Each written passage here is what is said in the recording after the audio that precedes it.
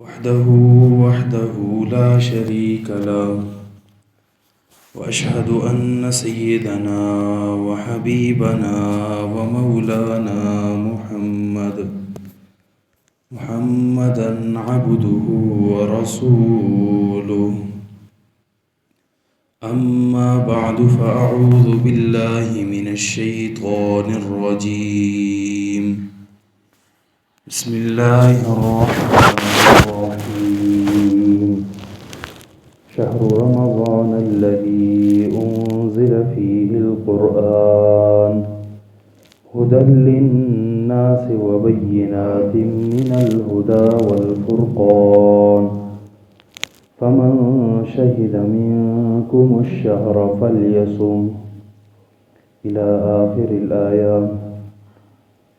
وقال رسول الله صلى الله عليه وسلم: الصيام جنة، فلا يرفث ولا يجهل، أو كما قال عليه الصلاة والسلام. صدق الله وصدق رسوله النبي الأمي الكريم. اللهم صل على محمد وعلى آل محمد كما صليت على إبراهيم وعلى آل إبراهيم إنك حميد مجيد. اللهم بارك على محمد وعلى آل محمد كما باركت على إبراهيم وعلى آل إبراهيم إنك حميد مجيد. معزز سامعین، عزیز بزرگوں، رمضان المبارک کا دوسرا جمعہ ہے۔ اللہ رب العزت سے دعا ہے کہ اللہ رب العزت ہمارے صیام کو، قیام کو، دیگر عبادات کو اپنے دربار عالی میں قبول منظور فرمائے۔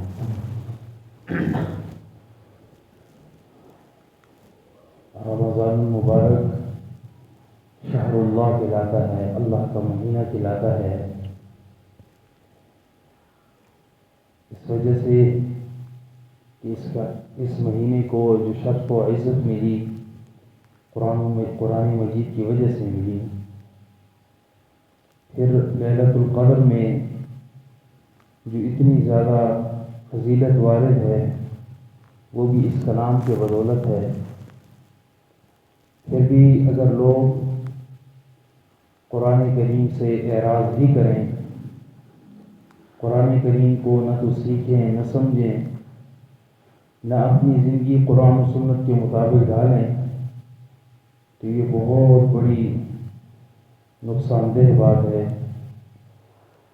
اللہ رب العزت سے مانگنا چاہیے کہ اللہ، جس مہینے کو تو شرف دے سکتا ہے، جس رات کو تو اتنی بڑی فضیلت دے سکتا ہے، اس انسان کی کیا فضیلت ہوگی جو حامل قرآن ہے۔ اس وجہ سے صحابہ کرام رضوان اللہ علیہم اجمعین میں جن صحابہ کرام کی زندگیاں تھیں، ان میں سے کسی ایک صحابی کے متعلق بھی آپ یہ نہیں کہہ سکتے کہ فلاں صحابی کو قرآن ترجمے تفہیم کے ساتھ نہیں آتا تھا۔ یعنی سب صحابہ ایسے تھے جن میں قرآن کریم ہر لحاظ سے آتا تھا۔ حضرت ابو ہریرہ رضی اللہ تعالی عنہ فرماتے ہیں کہ بھوک کی وجہ سے انتہائی سخت مرحلے میں تھا، تو بار بار اٹھ کے نبی علیہ الصلاۃ والسلام یا اسی طرح دیگر صحابہ جو گزرتے ان سے آیت کے متعلق پوچھ لیتا، اور قسم اٹھا کر کہتے کہ اس آیت کی ہر لفظ بلفظ، اس کی تفہیم، کام سب کچھ معلوم تھی۔ صرف اس وجہ سے پوچھ رہا تھا کہ کہیں مجھے مہمان ہی بنا لیں، اور آخر میں آپ صلی اللہ علیہ وسلم نے انہیں مہمان بنایا۔ تو قرآن کریم کی شرف اور عزت سب سے بڑھ کر انسان کے لیے یہی ہے کہ انسان اس کو پڑھے، اس کو سیکھے، اس کو سمجھے، اس کا ناظرہ درست کرے، اس کی تجوید درست کرے، اس کے تفہیم کی طرف آئے، اس کو سمجھے، کیونکہ اتنا بڑی عظمت اور اتنی بڑی لاحق کتاب دے کر اللہ رب العزت نے صرف یہی تو نہیں کہا کہ بس صرف اور صرف اس کے جو ہے ناظرہ ہی پڑھنا ہے، بلکہ ایک عظیم و شان پیغام ہے اس کلام میں، جس سے اللہ کی معرفت حاصل ہوتی ہے، جس سے انسان کی دنیا اور آخرت سے بڑھتی ہے۔ کوئی بھی ایسا پکا مومن یا ولی اللہ ایسے شخص کو آپ نہیں کہہ سکتے جس میں قرآن نہ پڑھو اور وہ ولی اللہ بن گیا ہو۔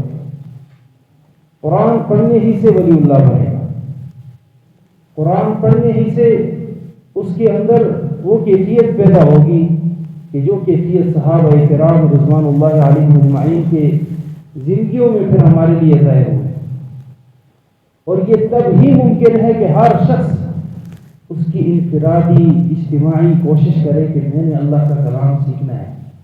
انسان کوئی بھی کام کرتا ہے، کوئی بھی کام، یار میرے گھر کا ماحول صحیح نہیں چل رہا ہے، مجھے کوئی کام کاج کرنا چاہیے، تو اس کے لیے یہ نہیں ہے کہ بس جو ہے نا 10 منٹ جا کر باہر کسی کو بول دیا یار مجھے کام کی ضرورت ہے اور پھر آ کر گھر میں لیٹ جائے۔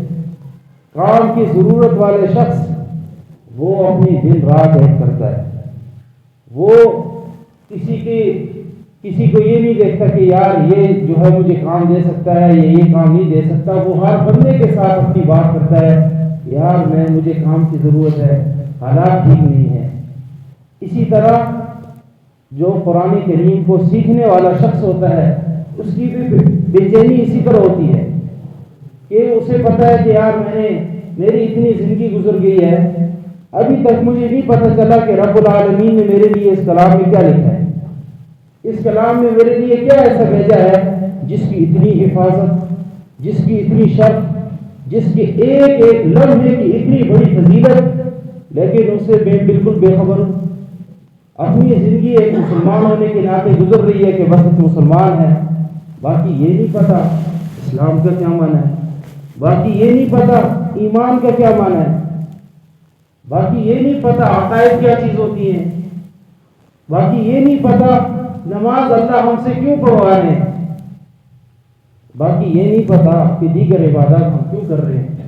یہ تو ہمیں اللہ کے کلام سے ہمیں سمجھ آئے گی، اس کی شرف اور عزت ہمیں کلام اللہ سے سمجھ آئے گی۔ اس وجہ سے یہ صرف اور صرف کسی عالم کا کام نہیں ہے کہ وہ بس سیکھ لے اور جو ہے بس بات ختم ہو گئی ہے، بلکہ یہ ہر ایک شخص کی ذمہ داری ہے، ہر شخص کی جو ہے قرآن کریم کی سمجھنے کی ذمہ داری ہے۔ اگر نہیں سمجھے گا کل قرآن کریم اللہ کے دربار میں شکایت کرے گا، وقال الرسول یا رب ان قوم اتخذوا هذا القرآن مهجورا۔ رسول اللہ صلی اللہ علیہ وسلم جیسی عظیم شخصیت جن کے ہم آج نام لے کر یہ امید اپنے دلوں میں بٹھائے ہوئے ہیں کہ کل اللہ کے نبی ہمارے حق میں شفاعت کریں گے، وہی اللہ کے نبی کل قیامت کی شکایت بھی کریں گے اور کہیں گے وقال الرسول یا رب ان قوم اتخذوا هذا القرآن مهجورا۔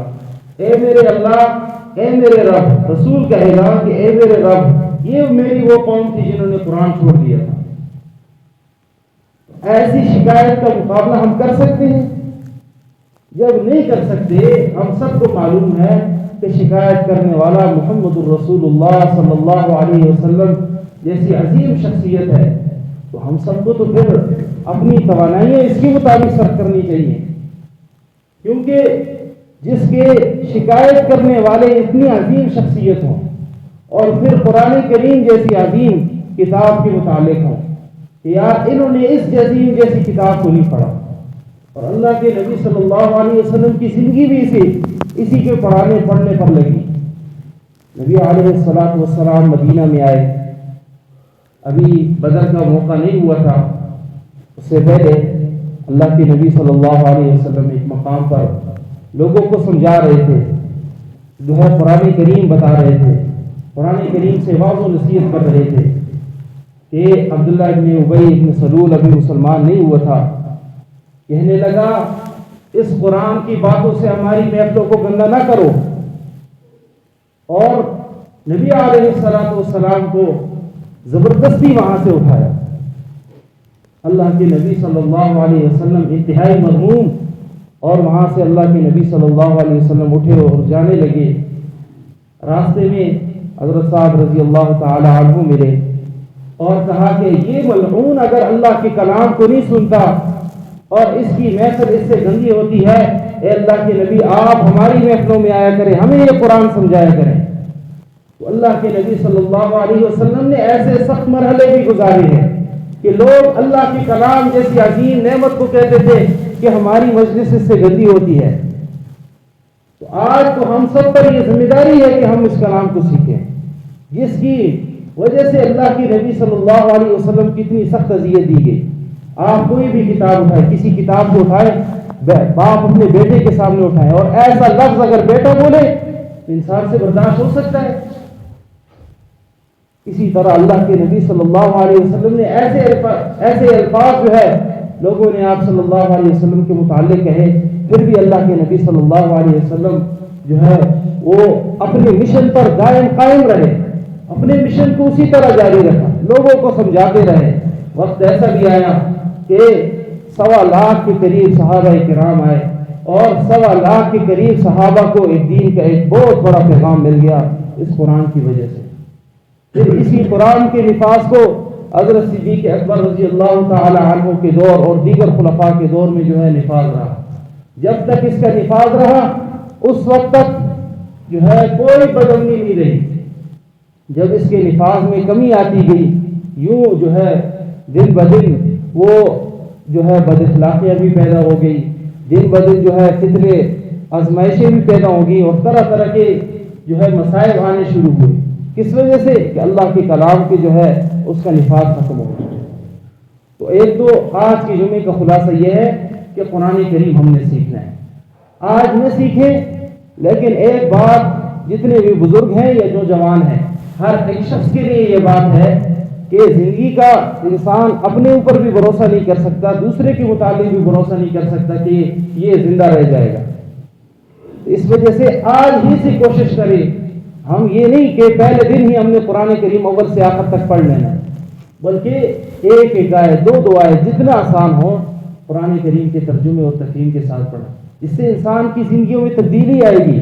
یہی وہ کتاب تھی جس نے عرب کی ایسی بری سرزمین جس میں بیٹیوں کو زندہ درگور کرنا اور طرح طرح کی ہزاروں برائیاں کرنا، ان کے زندگیوں میں ایسی تبدیلی لائی کہ اللہ رب العزت نے عرش سے ان کے لیے اعلان کیا رضی اللہ عنہم ورضوا عنہ، اس کلام کے انقلاب کی وجہ سے۔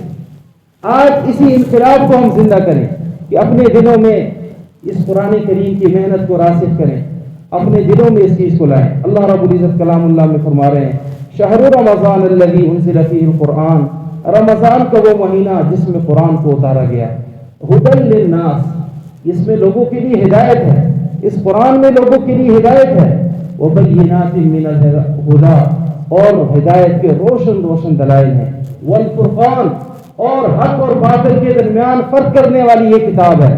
اس کلام کو سیکھ کر انسان فتنوں سے بچ سکتا ہے، اس کلام کو سیکھ کر انسان وہ سمجھ سکتا ہے کہ باطل کچھ اور ہے، حق یہ ہے، وہ حق کی اتباع کر سکتا ہے۔ فمن شہد منکم الشہر فلیصم، بس جو کوئی تم میں سے حاضر ہو اس مہینے میں تو اسے چاہیے کہ وہ روزے رکھ لے۔ باقی انشاءاللہ اگلے ایام میں البتہ چند مسائل ذکر کر لیتا ہوں۔ زکوٰۃ کے مسائل پچھلے جمعے کو میں نے ذکر کیے تھے، ان میں سے ایک یہ بھی کہ زکوٰۃ کو مصرف میں ادا کرنا بہت ہی ضروری ہے، یعنی جتنے زکوٰۃ کے مصارف ہیں ان زکوٰۃ کے مصارف کے علاوہ کسی ایسی جگہ پر صرف کرنا، کسی مدرسے کی تعمیر میں، مسجد کی تعمیر میں، سڑک کی تعمیر میں، یہ ایسے امور میں اگر انسان زکوٰۃ دے دے تو زکوٰۃ ادا نہیں ہوتی۔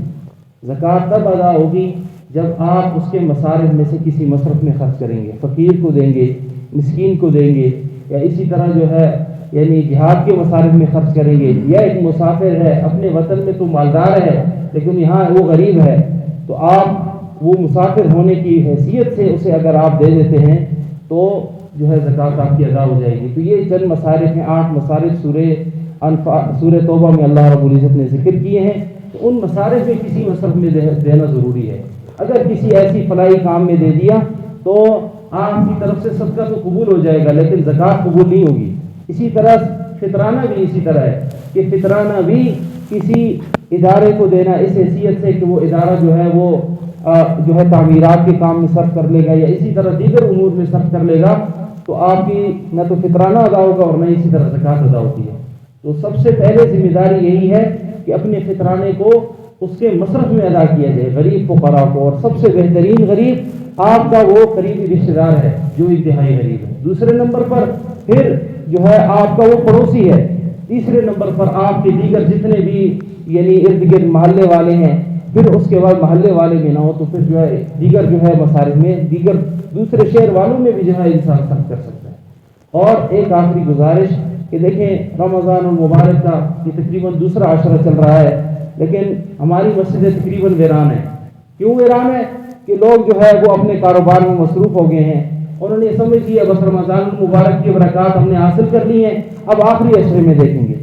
یہ کتنی بری بات ہے، کتنے نقصان کی بات ہے۔ اتنا عظیم انعام اللہ رب العزت کر دیں اور ہماری مساجد پھر اسی طرح خالی ہوں۔ تو اپنے مساجد کو آباد کریں، زیادہ سے زیادہ کوشش کریں کہ ہمارا زیادہ وقت مسجد میں گزرے، اس لیے کہ مسجد اللہ کی طرف سے میزبانی ہوتی ہے اور بندہ مہمان ہوتا ہے۔ تو زیادہ کوشش اسی میں ہو کہ میں اپنا زیادہ سے زیادہ وقت مسجد میں۔ اسی طرح بعض حضرات نے نہ قرآن کریم کو ناظرے سے بھی پڑھنا شروع نہیں کیا، ترجمے اور تفہیم کی دور کی بات، انہوں نے بالکل جو ہے رمضان المبارک داخل ہوا، انہوں نے پہلے دن ایک پارہ پڑھ لیا پھر اس کے بعد چھوڑ دیا۔ تو ایک بہت بڑے نقصان کی بات ہے۔ تو اس نقصان سے بچنا تب ہی ممکن ہے کہ ابھی سے کوشش کرے۔ آج جمعہ ہے، انسان کو شیطان ورغلاتا ہے کہ یہ کام کل سے کریں گے، پرسوں سے کریں گے۔ تو ہر وہ کام جس کو وقتاً فوراً کیا جائے، حال میں ہی کیا جائے، تو اس کام میں جو ہے وہ برکت ہوتی ہے، وہ کام انسان سر انجام بھی دے سکتا ہے۔ تو ابھی سے عزم کریں۔ ایک تو ہم اپنی نماز فوت نہ کریں، اپنی نماز میں کوئی جو ہے تکبیر اولیٰ بھی ہم سے فوت نہ ہو، پہلی صف کی کوشش کریں، اس لیے کہ پہلی صف کا ثواب باقی جتنی صفیں ہیں اس کے ثواب کو نہیں پہنچ سکتا ہے۔ اللہ کے نبی نے فرمایا صلی اللہ علیہ وسلم کہ اگر پہلی صف کا ثواب اور اذان کا ثواب کسی کو معلوم ہو جائے تو لوگ اس پر جھگڑے۔ اس وجہ سے کوشش کریں پہلی صف میں جو ہے وہ شامل ہوں، پہلے آنے کی کوشش کریں۔ جب بندہ جتنا زیادہ نماز کے انتظار میں ہوتا ہے اتنا زیادہ اسے نماز کا ہی ثواب ملتا رہتا ہے۔ تو کوشش کریں۔